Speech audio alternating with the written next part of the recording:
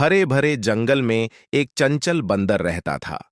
वह दिन भर पेड़ों की डालियों पर उछलता कूदता, तरह तरह की आवाजें निकालता और बाकी जानवरों को हंसाने की कोशिश करता। उसका स्वभाव बहुत ही मस्तमौला था। पेड़ से पेड़ तक झूलना, फलों के ढेर लगाना और कभी-कभी अपने ही साथ खेलना उसकी दिनचर्या का हिस्सा था। उसी जंगल के एक हिस्से में एक लंबा चौड़ा ऊंट भी रहता था। ऊंट का स्वभाव शांत था। वह धीरे धीरे चलता, नदी किनारे बैठकर पानी पीता और बिना किसी शोर शराबे के अपना दिन बिताता। एक दिन बंदर ऊंट के पास आया और बोला, अरे ऊंट भैया, तुम तो कितने शांत रहते हो। दिन भर न कोई खेल न कोई कूद फांद, ऐसे कैसे मजा आता है तुम्हें? ऊंट ने मुस्कुराते हुए जवाब दिया, भाई मेरी चाल धीमी है, मेरा स्वभाव अलग है, मुझे शांति पसंद है। मैं तुम्हारी तरह डालियों पर नहीं झूल सकता। बंदर हंस पड़ा और बोला, तो क्या हुआ?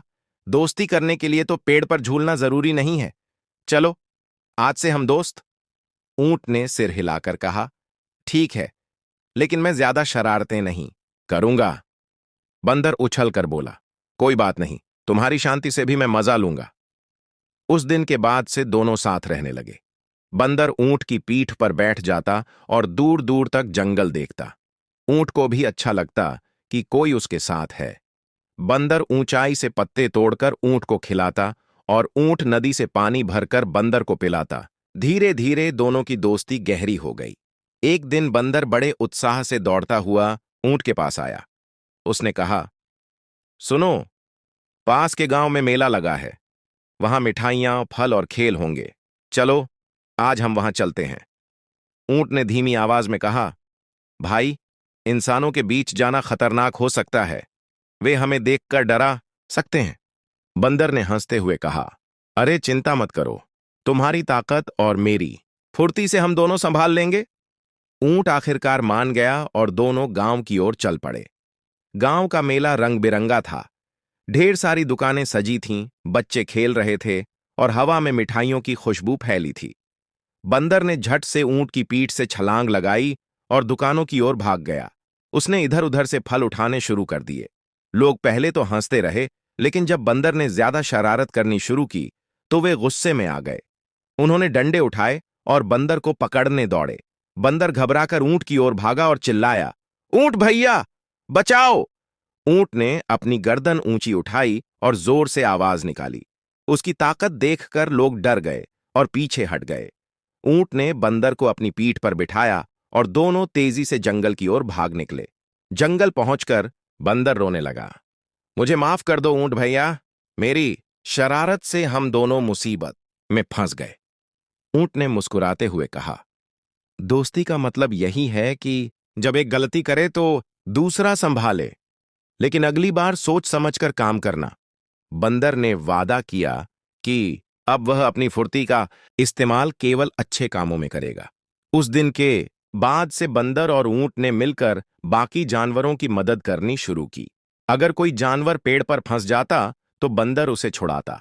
अगर किसी को भारी सामान उठाना होता तो ऊंट मदद करता। प्यासे जानवरों के लिए ऊंट नदी से पानी लाता और बंदर छोटे बर्तन बनाने में मदद करता। उनकी जोड़ी पूरे जंगल में मशहूर हो गई। कुछ ही समय बाद जंगल पर एक नई मुसीबत आई। तेज आंधी और बिजली से जंगल के कई हिस्सों में आग लग गई। छोटे छोटे जानवर घबराकर इधर उधर भागने लगे।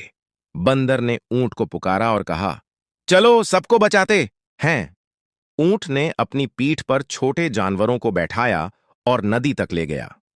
बंदर पेड़ों पर चढ़कर बाकी जानवरों को राह दिखाता रहा। मिलकर उन्होंने सभी को सुरक्षित नदी के किनारे पहुंचा दिया।